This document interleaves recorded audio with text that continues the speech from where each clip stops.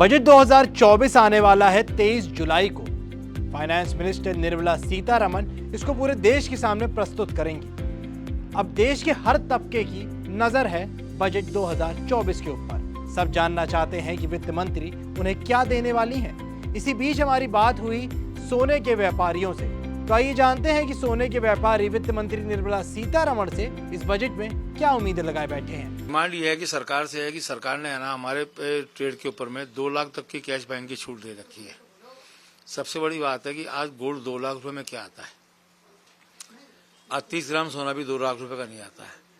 काफी लोग हैं जो गाँवों के लोग हैं वो अपने कैश लेके आते हैं, माल का बिल लेके जाते हैं, खरीदते हैं। घर की शादी है तो 4-5 लाख की ज्वेलरी खरीदने आ जाते हैं, 5-7 लाख की रहते हैं।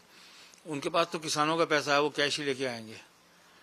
अब वो क्या होता है, उनका वो माल खरीदते हैं और सरकार का नुकसान होता है। कई व्यापारी ऐसे जो उनको बिना बिल के माल बेच देते हैं।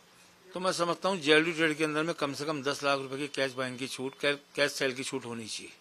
हमारी तो डिमांड यही है कि कस्टमर को जीएसटी में रियायत मिलनी चाहिए और रेटें कम होनी चाहिए। तो थोड़ा यानी कि यहाँ पे कस्टमर का फ्लो है जो बढ़े, रुझान होवे कम से कम गोल्ड लेने के लिए। हम चाहेंगे सरकार से, हमारी डिमांड है कि कस्टम ड्यूटी बहुत ज़्यादा है।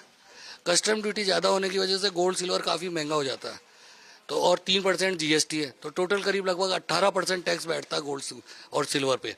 और 18% टोटल टैक्स बहुत ज़्यादा होता है, स्पेशली गोल्ड सिल्वर में। इसको थोड़ा कम किया जाए।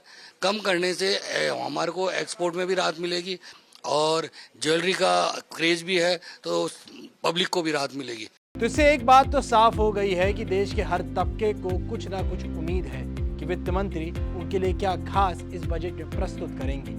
अब देखना यह है कि उनकी उम्मीदें कितनी खड़ी उतरेंगी। ये बात तो पता चलेगी 23 जुलाई को। तो हमारे साथ बने रहिए बजट के हर बड़े अपडेट के लिए।